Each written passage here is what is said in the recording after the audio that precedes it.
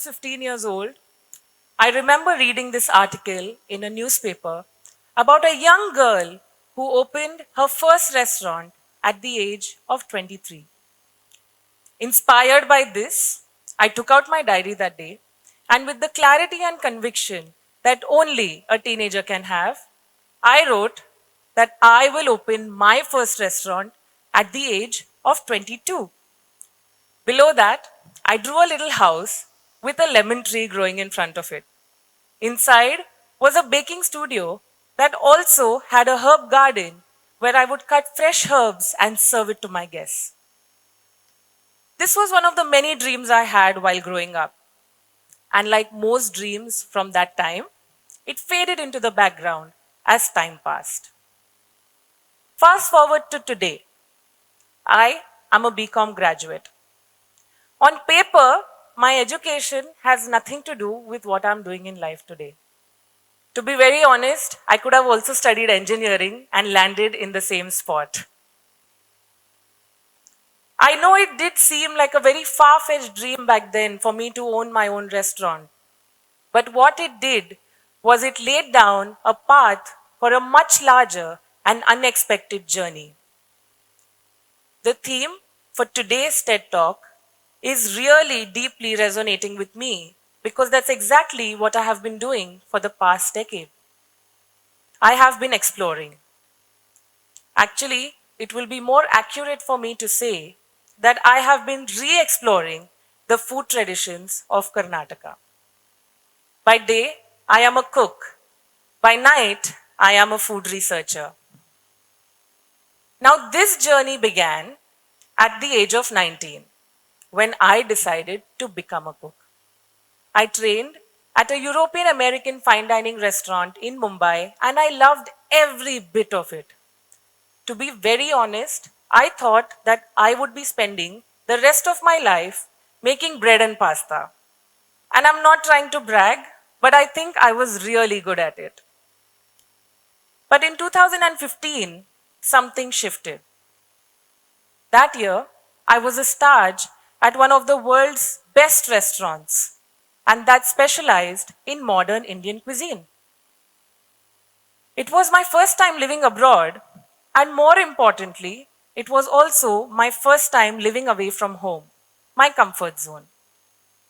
While I was there, I noticed that even though I was working at the world's best Indian restaurant, the menu comprised of dishes that were already popular. You had your butter chicken, Rogan Josh, naan, chaats, and most of these things belong to North Indian states. But my eureka moment did not come in a flash like that. It came in rather small, humbling, and more realizations. Realization number one, the dal theory. Naturally, living abroad, I started craving for home food. Being on a shoestring budget, one day I decided, why don't I cook myself something simple, a dal? Because, how hard can that be, right? Well, let me tell you how hard. Not only were the flavors in the dal imbalanced, the dal itself was undercooked. So there I was, a 21-year-old girl who could make bread and pasta with her eyes closed, but could not cook a simple dal, a dish that she grew up eating. It was quite embarrassing, I must say. Realization number two, and that is about Indian food abroad. Now, while I loved eating the local delicacies of the country I was living in, I realized that I am tasting all of the food as a tourist, unaware of the nuances that may be required. But on the rare occasions that I did eat Indian food abroad, be it at a restaurant or during staff meals, I could always tell if something was missing in the dish. For example, if the mustard wasn't tempered properly, or if the garam masalas weren't fried enough. I realized that even though I did not train formally in Indian cooking, my palate always knew if something was missing. Now, these experiences led me to one of the biggest realizations of my life, and that is the best food that you can cook is the one you grew up eating. Allow me to elaborate. I firmly believe that us cooks are driven by nostalgia. It is not just our skills and techniques, but our memories that guide us into drawing out the fullest of flavors in everything that we do. So, this idea is not tied to nationality or ethnicity. It's mainly about where you grew up and what you grew up eating there. For example, had I grown up in Italy, my understanding of Italian flavors, despite being Indian, would have been much better, shaped by the exposure of eating meals that were cooked by Italian nonnas. But I grew up in Mumbai amongst a mixture of Maharashtrian and Mangalorean food. Summers were spent in Mangalore, relishing traditional delicacies and seasonal specialities like kori roti, chicken sukka, goli bhaje, neer dosai, the list goes on. That is why I felt that it would be more natural for me to understand the food of my own roots because my memories would serve as a guide. Now, fueled by this realization and that embarrassing stroke of inspiration, I decided at the age of 21 to leave everything behind and move to Mangalore for research. And if you think that that was quite a bold decision for me to make back then and probably slightly foolish as well, let me introduce you to somebody who's definitely bolder and perhaps crazier than me, my partner in life and business, Varun. Back then, Varun was not even part of this profession, but it was our shared love for the shared culinary history and the rich culinary history of Mangalore that brought us here. And together, for the past 9 years, we have been rediscovering our roots, one dish at a time.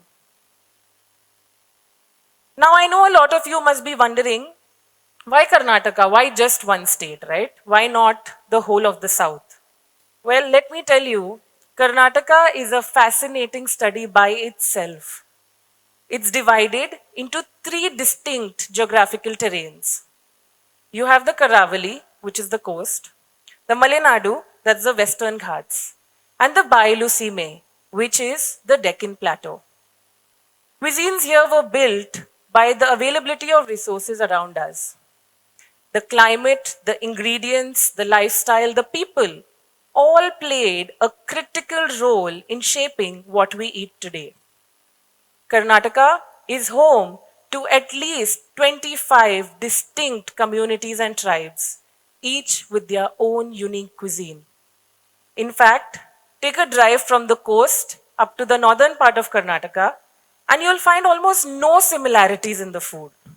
In fact, if you just drive through, you will see that the cuisine, the dialect, and sometimes even the climate drastically changing every 50 kilometers. We all know that India is a land of vast culinary diversity. And yet, I feel that our food has been reduced to just 2 broad spectrums, North Indian and South Indian food. Now, this oversimplification of our cuisine completely erases the incredible variety and depth of our cuisine.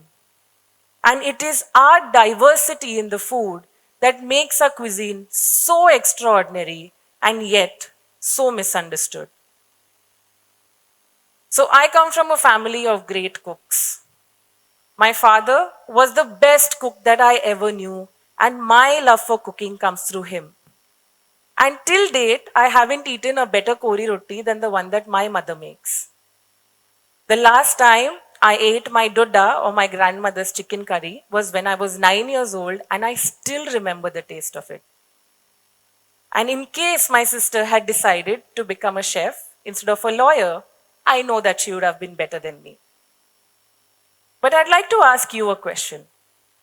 Raise your hand if you think that someone in your family makes the best kori roti, chicken sukka, or even a simple neer dosai and chutney.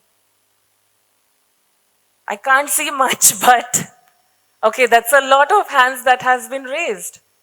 So that brings me to the question of what does it mean for a dish to be authentic? Now, if you go by the dictionary definition, authentic means of undisputed origin or to be genuine. Now, in a land as culturally and culinarily diverse as India, where even a simple aloo matar sabzi has a unique recipe in every home, authenticity is an illusion. And instead of being a problem, I think that's what makes our cuisine so beautiful. But that brings me to the real question. What should we prioritize saving? The recipes or the ingredients and techniques? In my opinion, I feel that recipes evolve with each generation, influenced by circumstances, trends, lifestyles, etc. But it is the ingredients that are indigenous to the land, that are deeply rooted with the history and culture of our state. And the techniques, methods of preserving, storing, and preparing these ingredients are the threads that weave this story together. If we lose our ingredients, we don't just lose a part of our food, we lose our history, our identity. Now, I know a few of you must also be wondering that, hey, saving the ingredients is a farmer's job, right? You are correct. Farmers do play a critical role in preserving and saving ingredients. But do you know who plays an even more important role? It's the consumer. Because farmers will grow what the consumer demands. So if you keep choosing basmati rice over all the hundreds of indigenous varieties of rice that we have here, we are going to lose our heirlooms forever. Here's a sobering fact. India once had over 1 lakh varieties of rice. Today, we are down to just 6,000. Speaking of indigenous ingredients, did you know that there is a traditional French delicacy called the escargot? It's snails that are cooked in a rich, garlicky, buttery sauce, and it's a dish that screams of luxury and sophistication. It's part of every French household's major celebration. So imagine my excitement when I realized that snails, also locally known as narate, are part of Mangalore's culinary traditions. I was so excited about this that I decided that I'm going to go and learn everything about it and how the locals prepare it and eat it. So one day I asked my house help to help me source some snails. When I asked her the question, she froze. She gave me a look of deep concern and she asked, Madam, is everything financially okay with you? Turns out that narate or snails are only consumed by people below the poverty line here, a far cry from its luxurious status in France. It's fascinating how one ingredient has two completely different identities across cultures. While the escargot is an epitome of luxury in France, the narate is slowly disappearing from our plates only because of the stigma attached. Perspective, they say, changes everything. Another aspect of our traditional culture are our traditional cookware. We've got beautiful utensils like brass vessels, iron kadhais, our cast iron kavalis, our clay pots, each lending its own unique flavor to the dishes that are cooked in it. And yet, I don't see too many people taking pride in the craftsmanship. Let me share a quick story with you. So, I am quite active on my social media and I keep sharing images of the meal preps that I do either at home or at work. I recently shared this picture of me making padpe or red amaranth in a beautiful iron kadhai, to which somebody commented saying, Oh, I thought a chef would have much fancier gadgets even at home. That made me reflect. Why do we associate sophistication only with modern gadgets? This is pure craftsmanship. This is my personal collection. And each utensil is used for a specific dish to lend a unique flavor to it. And I think we need to be proud about that. So, what do we do now? I feel that in a world where we are often looking at international trends, we need to take a step back and look into our own backyards and see the bounty of indigenous produce that's available right here. Why travel all the way to France for the luxury of escargot when we've got narate sitting right here on our plates, cooked with the same care and affection? Or why reach out for that fancy Maldon sea salt when we've got the minerally rich Sanikatta salt coming out of our coastal region? And in a world where sustainability has become a cool new hip term, I think we in Karnataka have always been using the ingredients to its entirety. Take the humble jackfruit, for example. We don't just eat the fruit in all stages of its ripeness, including the seeds. We also use the leaves as vessels for steaming and the wood for firewood.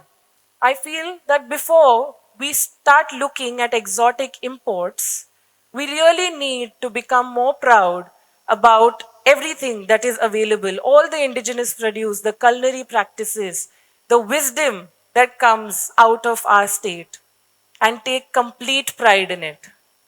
And in case you were wondering what happened to that dream when I was 15 years old, let me tell you that I did open my first baking studio that has now turned into a restaurant at the age of 22.